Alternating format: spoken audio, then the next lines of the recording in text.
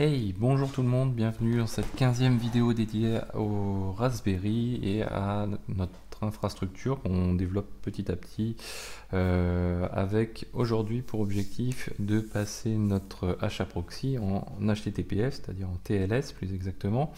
On avait vu lors de la vidéo précédente comment mettre en place notre HAProxy, faire en sorte de router en gros le trafic vers les applicatifs, les différents applicatifs que l'on a dans notre infrastructure. Et là aujourd'hui, donc on va reprendre de où nous en étions. On va reprendre sur Let's Encrypt. Donc ce qu'on avait fait lors de la vidéo précédente, c'était tout simplement router le trafic qui venait de l'extérieur vers la machine Pi 1, donc qui dispose d'un HAProxy et qui elle derrière est chargée de diffuser le trafic, le flux, vers les machines applicatives, donc Pi 2, Pi 3 ou Pi 4. Nous en l'occurrence c'était Pi 4 puisqu'on on s'est principalement occupé de Grafana, le principe étant le même pour d'autres applications. Tout cela, bien sûr, c'est automatisé avec notre PyDor, qui est notre bastion, qui diffuse et qui déploie des confs avec Ansible. Donc tout ça, on va le faire, on va continuer de le faire, à le faire de manière automatisée. Je ne pourrai pas faire l'initialisation de Let's Encrypt puisque je l'ai déjà réalisé, mais par contre, il n'en demeure pas moins que ce que j'ai mis en place, ce que je vais vous montrer, fonctionne à l'initialisation et ensuite au renouvellement de certificats automatique également. Le but étant que tout ça tourne de manière automatique et qu'on évite aussi d'avoir des certificats dont la date de validité est dépassée ou ce genre de choses. Alors, première chose à faire, donc on a vu ça lors de la vidéo précédente, on a utilisé le PAT, c'est-à-dire la possibilité de router ce qui est arrivé sur notre box, sur le port 80, de le router sur une machine donnée, en l'occurrence la .41 sur son port 80, et on va rajouter simplement une règle pour dire aussi ce qui arrive sur le 443 est routé aussi sur la .41, sur le port 443, notre fameux HAProxy. Donc ça, une première chose à faire. Ensuite, ce qu'il faut avoir en tête, c'est le principe de Let's Encrypt. Donc Let's Encrypt a plusieurs manières pour vérifier que vous êtes réellement le propriétaire du site pour lequel vous demandez le certificat, soit par le biais de DNS, nous on ne va pas utiliser ça aujourd'hui, soit par le biais d'une route spécifique où un outil lui fournit une réponse. En l'occurrence, nous on va utiliser Certbot, qui est un outil à base de Python, qui est valide pour Let's Encrypt, c'est très couramment utilisé. Et le principe de base, c'est en gros Let's Encrypt va venir interroger cette route.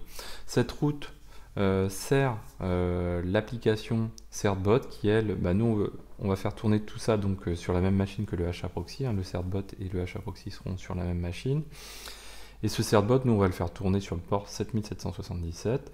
De fait, la route ici sera desservie par le bot qui tourne sur le 7777 et ce qui permet du coup de checker le challenge de Let's Encrypt qui délivre de fait ensuite un certificat.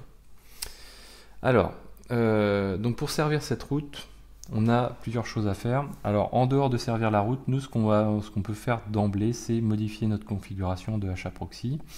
Et on va aller rajouter qu'on écoute le port 443 bien sûr. On va rajouter le fait la localisation des certificats, donc CRT, et on spécifie leur localisation, donc dans ETC HAProxy, et on crée un répertoire CERT. Et puis on peut, ça c'est du custom, spécifier qu'on utilise du HTTP 1.1 et du HTTP 2. On a ensuite la troisième ligne ici pour mentionner qu'on force la redirection du port, donc de tout ce qui peut potentiellement arriver sur du port 80 vers le 443. Donc en gros on fait une HTTP request, on dit qu'on redirige vers le schéma HTTPS avec une redirection de type 301, tout ce qui arrive et qui n'est pas du SSL, donc tout ce qui n'est pas du 443. Et ça on le fait uniquement pour le host xavki.fr. Donc c'est le host qu'on a utilisé lors de la vidéo précédente notamment.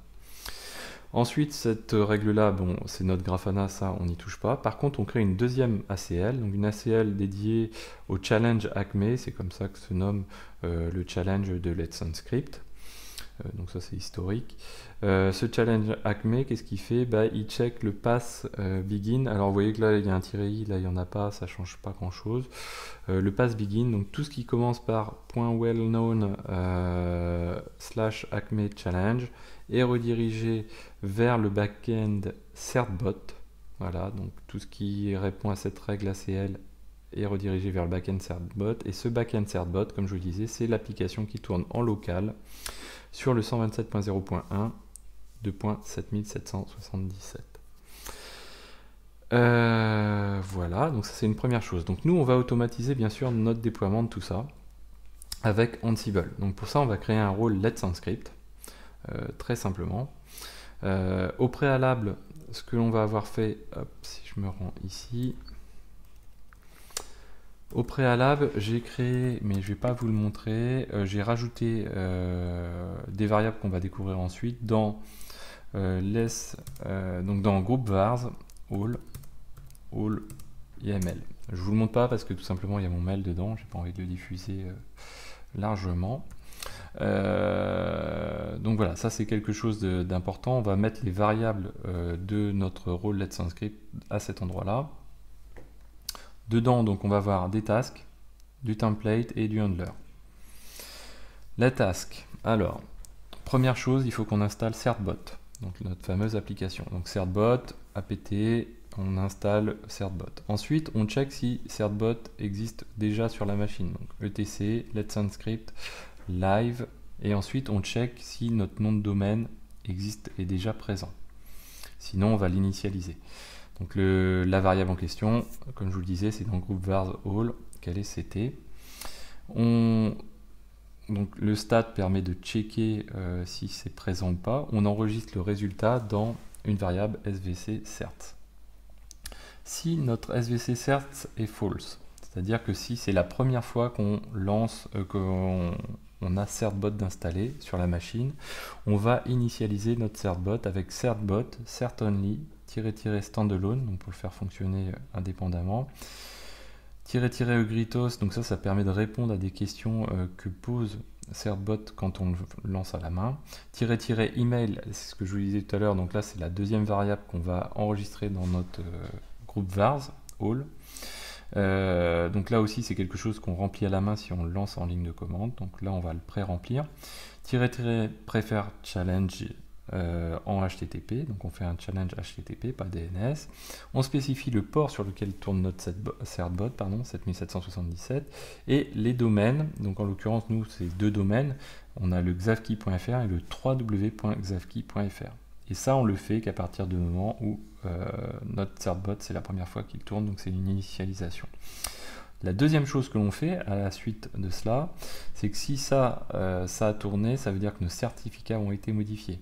Donc là, on aurait même pu se baser plutôt sur le résultat de celui-ci plutôt que sur l'existence. Et ce qui se passe, HAProxy, lui, peut lire uniquement un seul fichier qui regroupe la private key et le full chain.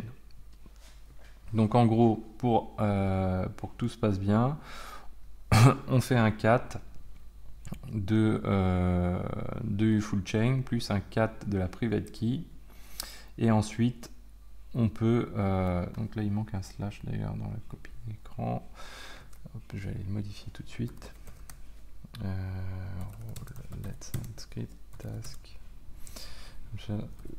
Donc vous avez de toute façon dans le lien de la vidéo, vous retrouvez tous ces fichiers sans problème. Voilà.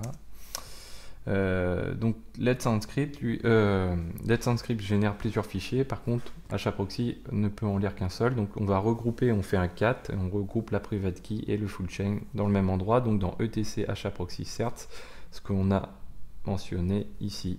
Donc on a dit que nos certificats se situaient à cet endroit là. Voilà, donc si on fait une modification de celui-ci, bien sûr, on fait un HAProxy reload. Donc là, on fait un handler, donc avec le handler, vous savez le faire, il suffit simplement de faire let's encrypt, et dans nos handlers, on retrouve ici donc un HAProxy reload, service HAProxy reloaded. Hop. Donc, ça c'est pour la partie initialisation. Maintenant, on va mettre en place sur la machine un système qui permet d'automatiser le renouvellement des certificats. Let's Encrypt, les certificats ont une durée de validité. Nous, on va estimer qu'on va le renouveler tous les mois pour être sûr de ne pas sortir de la date en question. Et pour faire ça, on va déployer sur la machine deux templates. Un premier template qui est un fichier shell. Donc on va mettre dans opt script renew-certs.sh. Et un deuxième template qui est simplement, on va déposer un fichier dans etc cron d de manière à avoir un cron qui va se lancer automatiquement au niveau de la machine, puisque Ansible, on ne veut pas gérer par Ansible le renouvellement. Donc le script bash, lui, qu'est-ce qu'il contient? Tout simplement, il fait un certbot renew-force renewal -tls SNI port, donc 7777. Et du coup, ça relance le check et la vérification, et ça renouvelle les certificats en question. Donc du coup, comme les certificats sont renouvelés, on doit procéder à la même opération qu'on a déjà fait pour... alors là, il y a une variable que je pourrais rentrer aussi. Donc pour l'initialisation. Donc on remet dans un seul et unique fichier nos certificats, et on fait un hproxy reload du coup pour qu'il soit pris en compte. Là je vais aller changer ça pendant que j'y pense. Template renew cert/slash voilà. Hop. Voilà. Donc ça, on copie ça et on colle. Voilà. Donc ça c'est une chose. Et le cron, le cron qui est à tourner une fois par mois. En tant que route, et il renouvelle le certificat, et on n'oublie pas de loguer dans un fichier de log ce qu'on va avoir, le déroulement tout simplement de notre script. Donc voilà, là c'est quelque chose que j'ai fait tourner sur la machine, donc je peux le refaire tourner. Hop, voilà. Non, alors on va pas faire celui-ci. Donc j'ai rajouté, alors oui, il y a encore une chose. J'ai été modifier aussi mon playbook ici, et j'ai juste rajouté donc le playbook qui installe la machine hproxy. Je lui ai rajouté le rôle Let's Encrypt. Je lui ai rajouté aussi un tag cert pour gagner un petit peu de temps. Donc là, si je fais un -t cert, voilà, du coup ça va tourner un petit peu plus vite.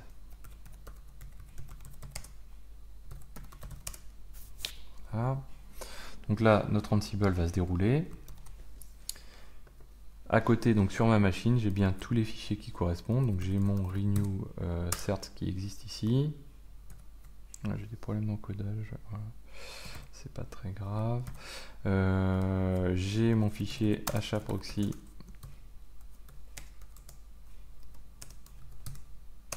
.cfg qui existe aussi, avec tel qu'on l'a mentionné. Et là voilà, donc mon Ansible a tourné. Hop. Et on va tester tout ça. Donc là, si je tape http://xavki.fr/grafana, donc là je fais exprès de ne pas rentrer de HTTPS. Et là, vous voyez que je suis bien redirigé vers mon Grafana en HTTPS. Derrière, si je veux checker, je me mets dans Manage, Node. Lors des 5 dernières minutes, on va mettre, voilà. Donc ça tourne bien.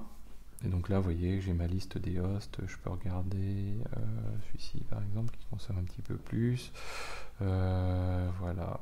Donc bon, c'est... Du coup, on a quelque chose qui tourne en HTTPS avec une redirection, donc ça c'est plutôt cool. Qu'est-ce qu'on peut dire d'autre? C'est à peu près tout. Voilà, donc j'espère que cette vidéo vous a plu. N'hésitez pas à la partager, à en parler autour de vous. N'hésitez pas à vous abonner, à mettre des commentaires, comment vous utilisez Let's Encrypt, si vous l'utilisez ou pas. N'hésitez pas également à mettre des pouces bleus, à vous abonner. Je vous dis à très bientôt sur Xavki.